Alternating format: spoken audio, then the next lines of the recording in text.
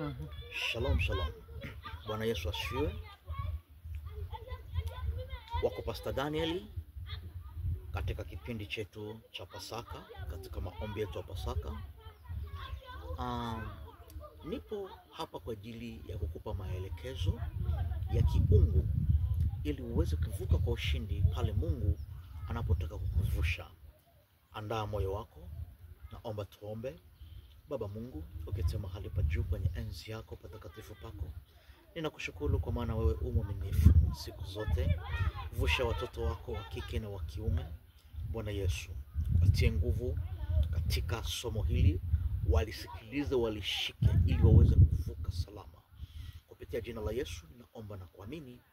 Amen. Tupo katika mwendelezo wetu wa Pasaka. Nimeweza kufundisha masomo kuanzia sehemu ya kwanza, Kristo Pasaka wetu, ya pili mpaka sehemu ya 10. Leo nataka nikufundisha katika wiki yetu ya mwisho ya Pasaka jambo ambalo ni la muhimu la kufuata ili Mungu aweze kuyatenda yaliyo mema katika maisha yako. Nataka nikufundishe nguvu ya kusamehe wale wote wanaokuudhi ama wanaokukosea katika maisha yako. Tulisome andiko hili katika Mathayo sura ile ya 6 na mstari ule wa 14. Yesu Kristo anasema hivi: kwa maana mkiwasamehe watu makosa yao, na Baba yenu wa mbinguni atawasamehe ninyi. 15 anasema, bali msipowasamehe watu makosa yao, wala Baba yenu hatawasamehe ninyi makosa yenu. Sikiliza maneno haya ya Kristo, anasema bali mkiwasamehe watu makosa yao, Baba yenu wa mbinguni atawasamehe. Anasema pia msipowasamehe watu makosa yao, Baba yenu wa mbinguni hatawasamehe makosa yenu. Kuna nguvu kubwa katika kusamehe na kuachia yule aliyekuudhi. Kwa nini Mungu amezungumza hivi? Hautakiwi ndani yako, ndani ya moyo wako kuweka makosa ya wengi, kukusanya makosa ya wengi. Yanasababisha madhara makubwa sana katika maisha yako ya kiroho. Ili uweze kuvuka katika maisha, katika uchumi, kila eneo, ili Mungu aweze kunyosha mkono wake, aweze kukuvusha na kukusaidia, ni vile unaweza kuwasamehe watu makosa yao, jinsi walivyokukosea. Ninajua wamekuumiza, ninajua wamekushusha chini, ninajua wamekuweka katika position ambayo sio nzuri, ninajua kuna mahali wamekuweka, ninajua kuna vitu vingi wameviongea vya usalitishaji, kuna vitu vingi wamevifanya ambavyo si vizuri katika maisha yako. Mungu anataka usamehe kwanza, ili achukue nafasi ya kufanya vilivyo vingi katika maisha yako. Ipo nguvu katika kusamehe wanaokukosea. Ili Mungu achukue nafasi ya kuwa adui wa maadui zako, inabidi wewe uchukue nafasi ya kuwasamehe wale wanaokukosea.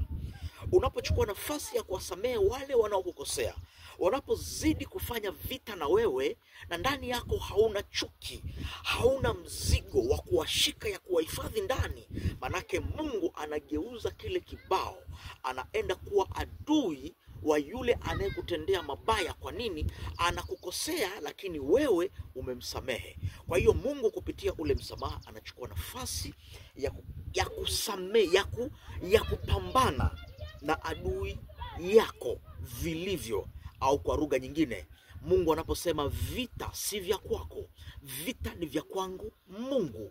Manake unapochukua nafasi ya kusamehe, Mungu anavikabili vile vita vyote ambavyo vinakukabili wewe. Bwana Yesu asifiwe. Na anapoweza kuzungumza msipowasamehe wanaowakosea, vile vile Baba yako wa mbinguni hawezi akakusamehe kamwe. Kumbuka, wewe pia sio mtu ambaye ni mkamilifu katika maisha unayoyaishi kila paitwapo leo. Unakosea kila paitwapo leo. Hivyo basi Mungu aliye mbinguni anakusamehe pale unapohitaji msamaha, pale unapohitaji toba anakutakasa. Kwa hiyo wale pia ambao wanakukosea wewe, vile vile unatakiwa kuweza kuwasamehe ili Mungu aweze kuchukua nafasi kubwa katika maisha yako. Ngoja nikwambie kitu kimoja. Haitakiwi kumfungia mtu riziki au kumfungia mtu mbingu. Mtu anapokukosea na ukashindwa kumsamehe, manake unakuwa umezifunga mbingu zake kuwa nzito, zisiachilie mipenyo kwenye maisha yake. Vile vile mtu huyu utakapoweza kumkosea wewe, vile vile asipokusamehe, vile vile ana uwezo wa kufunga mbingu zako zikawa nzito. Kwa mfano mmoja kwenye Biblia, Yesu akasema, unapokuwa umekosana na jirani yako na upo mahali pa kuweza kutoa sadaka yako, iache katika madhabahu na uende ukapatane kwanza na ndugu yako, alafu kisha uje uitoe sadaka yako. Kama umekosana na mtu yoyote bado hujapatana naye, ukipeleka sadaka ile Mungu haichukui mpaka ukapatane naye. Tafasiri yake ni nini? Maana yake wapo wengi wamekukosea, wamekufedhehesha, moyo wako umefunga, ili sadaka yako ipokewe katika kipindi hichi cha Pasaka. Waachilie, samehe, achilia moyo wako. Ni wakati ambapo unatakiwa kuitafakari toba kwenye kipindi hichi ili Mungu aweze kukuvusha. Glory to God, hallelujah. Mungu ana sababu kubwa sana ya kukwambia samehe. Kuna vitu vingi vinashindwa kutendeka katika maisha yako. Kuna vitu vingi vinashindwa kuja katika maisha yako. Sababu kubwa ama kifungo kikubwa ni wewe, moyo wako umeshindwa kusamehe. Wakati mwingine umeshindwa kumsamehe mama yako, umeshindwa kumsamehe baba yako. Ndio hawakukusomesha kwa sababu walikuwa hawana uwezo. Hawakukusomesha, labda baba hakukusomesha kwa sababu alikuwa na wanawake wengi, akawapenda wanawake wengi, akawasomesha watoto baba mdogo, wa mama mdogo, akakuacha wewe, akakutelekeza, umejikuta umejikuza mwenyewe na nafsi yako, moyo wako, roho yako imeshindwa kumwachilia baba yako. Hivi leo Pastor Dani, kwa unyenyekevu wa hali ya juu, ninakufundisha somo hili leo. Msamehe baba yako, muachie mama yako, muachie dada yako, waachie ndugu zako wa karibu, wasamehe kabisa ili Mungu aanze maisha mapya katika safari yako ya hatima yako. Mungu aanze na wewe. Inatakana uweze kusamehe, inatakana uweze kuachia ili Mungu aweze kuanza na wewe. Haleluya. Ninajua ni kazi kubwa sana kuweza kuachia. Ni kazi kubwa sana kuweza kufanya moyo wako kuweza kusamehe. Una kisasi ndani yako. Mwambie Mungu imetosha. Enough is enough. Mwambie Mungu, ninataka unipe mwanzo mpya. Kwa maana imeandikwa, kumbuka nikukumbushe neno hili, litakufaa sana katika safari yako. Imesema Biblia ama maneno matakatifu ya Mungu, linda sana moyo wako kuliko vitu vingine vyote, kwa maana huko ndani ndiko zitokazo chemchem za uzima. Chemchem za uzima zinatokana ndani ya moyo wako, zinaishi ndani ya moyo wako. Lakini ni vile moyo wako umekusanya vitu vingi, majeraha mengi, maumivu mengi ya kuumizwa. Samehe, achia moyo wako ili Mungu aziachilie chemchem za uzima ndani ya moyo wako. Wasamehe wote wanaokuuzi, waliokukosea, waliokutenda mabaya, ili Mungu akusamehe pia na wewe. Shika moyo wako pale, nataka niombe na wewe.